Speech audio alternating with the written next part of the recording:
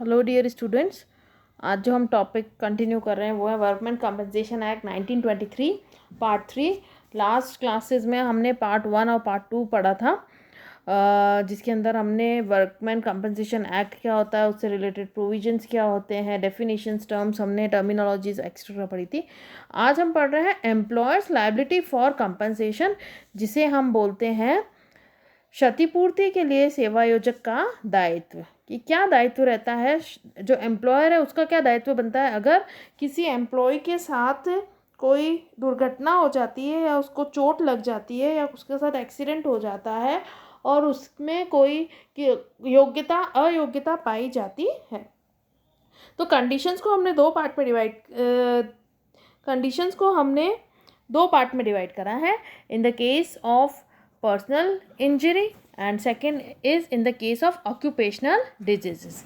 अब personal injury क्या होती है? पर्सनल इंजरी होती है व्यक्तिगत चोट की दशा में उसे पर्सनली क्या हुई है, चोट आई है। अब चोट आने पर तो पहला हम कहते हैं कि उसको खुद को चोट आनी चाहिए, ठीक है। पर्सनल इंजरी होना ज़रूरी है, तभी एम्प्लॉयर लाइबल होता है।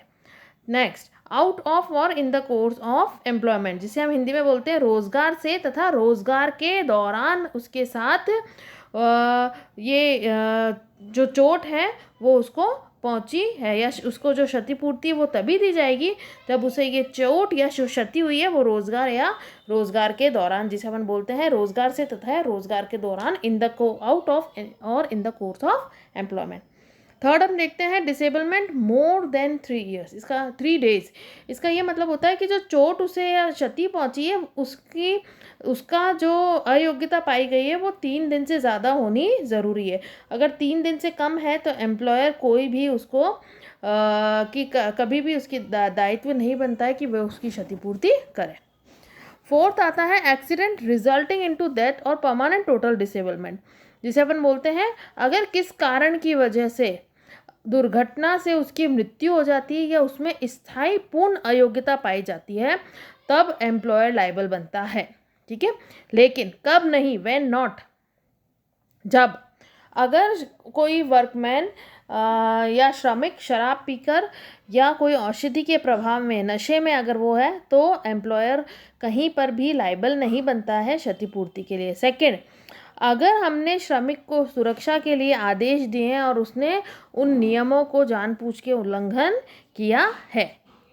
थर्ड, जब श्रमिक ने जानबूझकर सुरक्षा उपाय व अन्य साधन को हटा दिया है और जिसके संबंध में वह जानता था कि अगर वो उसको नहीं यूज़ करेगा तो उसके साथ एक्सीडेंट हो सकता है, ठीक है।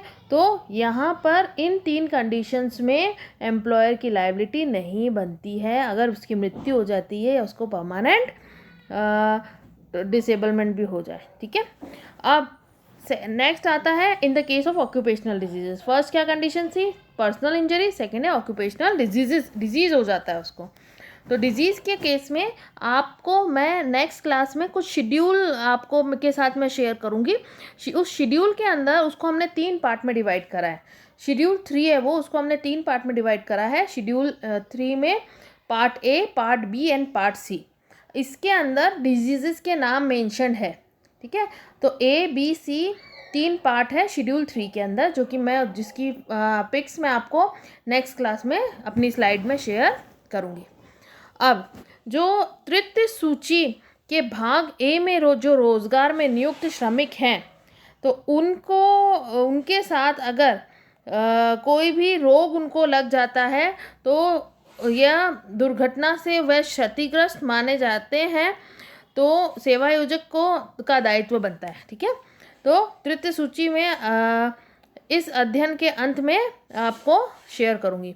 इसकी जो सूची है वो मैं आपको नेक्स्ट क्लास में शेयर करूँगी। If a workman employed in the employment specified in part A of schedule 3, मतलब मैंने अभी आपको बताया शेड्यूल 3 के पार्ट ए के अंदर अगर वो वहाँ जहाँ पर एम्प्लॉयड है उसके साथ कोई डिजीज़ लग जाता है तो हम उसको बोलते हैं डिजीज़ जो कि ऑक्यूपेशनल डिजीज़ हैं और एम्प्लॉयर की लायबिलिटी बनती है कंपनसेशन की। अब सेकंड, तृतीय सूची के भाग बी में सेम वही, अगर उसके साथ अगर वो वहाँ पर उसमें नियुक्त किया गया है, वहाँ पर नियुक्त किया गया है, यदि कोई श्रमिक इस अधिनियम के तृतीय सूची के भाग बी में वर्णित किसी रोजगार में काम कर रहा है और कम से कम उसने 6 माह के लगातार अवधि में किसी एक सेवायोजक की सेवा में नियुक्त है, 6 माह से ज़्यादा उसने क्या करा है,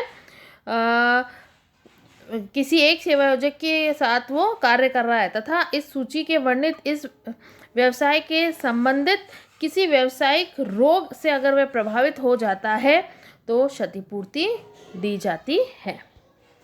थर्ड, तृतीय सूची के भाग सी में वर्णित रोजगार में नियुक्त श्रमिकों की दशा में, जिसमें अब आप देखो, if the workman is employed in the job of part C in the schedule 3 और उसने सेंट्रल गवर्नमेंट ने जो भी इसके जो केंद्र सरकार के द्वारा निर्धारित अवधि जो डिसाइड करी हुई है उसमें निरंतर उसने अगर अपनी सेवा दी है और उसको कोई व्यावसायिक रोग लग जाता है तो उसके लिए एम्प्लॉयर लायबल होता है।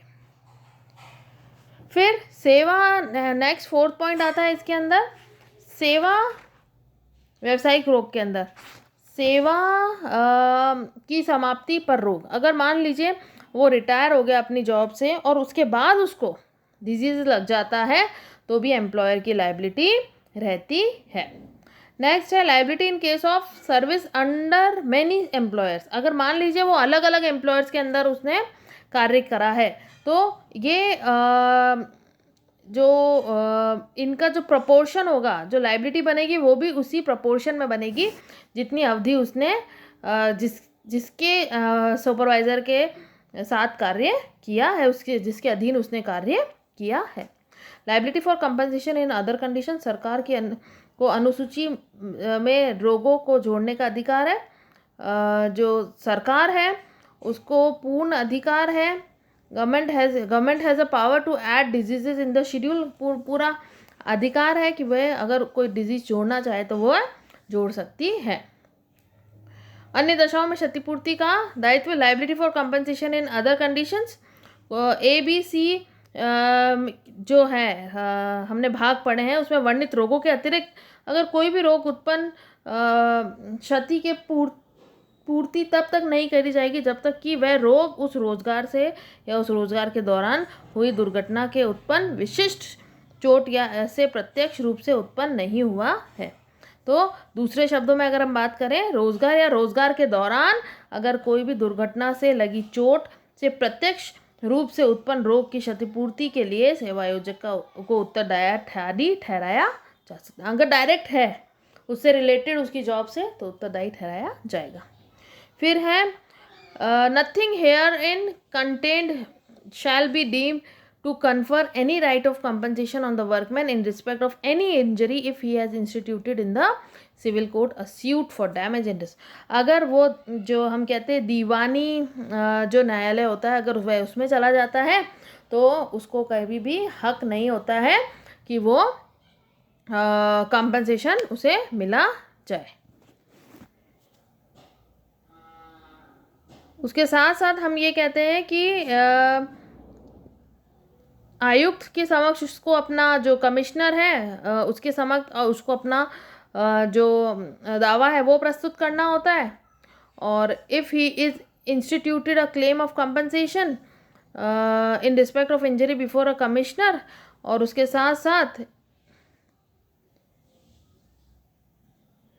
If an agreement has been, अगर दोनों के यदि श्रमिक एवं सेवायोजक के बीच अगर कोई एग्रीमेंट या ठहराव हो जाता है तो उस चोट की क्षतिपूर्ति के लिए कोई ठहराव हुआ है। तो इसमें हम ये कहना चाहते हैं कि इस अधिनियम के में दावा प्रस्तुत करने पर न्यायालय में दावा नहीं। अगर कोई कंपनसेशन एक्ट के तहत एक्ट में दावा प्रेजेंट कर देता है तो वो जो सिविल कोर्ट्स हैं उसके अंदर अपना दावा प्रस्तुत नहीं कर सकता है। अब आता है employers is not liable for any compensation. इसके कुछ पॉइंट्स है जैसे देख लेते हैं हम। When the workman is working and is drunk, अगर उसने शराब पी रखी है या किसी भी तरीके का नशा कर रखा है तब एम्प्लॉयर नहीं देगा।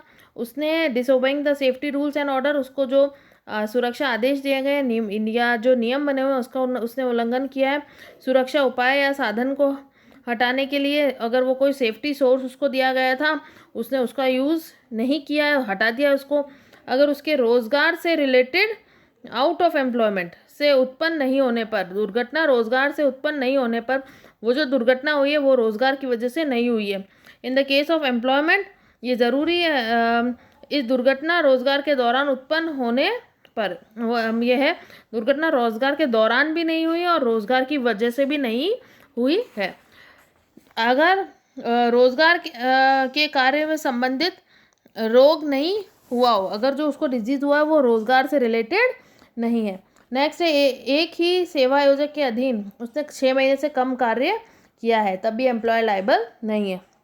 आगे केंद्र सरकार द्वारा निर्दिष्ट अवधि से कम अवधि पर रोजगार होने पर, उसने सेंट्रल गवर्नमेंट ने जो टाइम डिसाइड कर रखा है उसने उस टाइम से कम कार्य करा है, तो भी एम्प्लॉयर उसे पैसा नहीं देगा, कॉम्पनसेशन पे नहीं करेगा।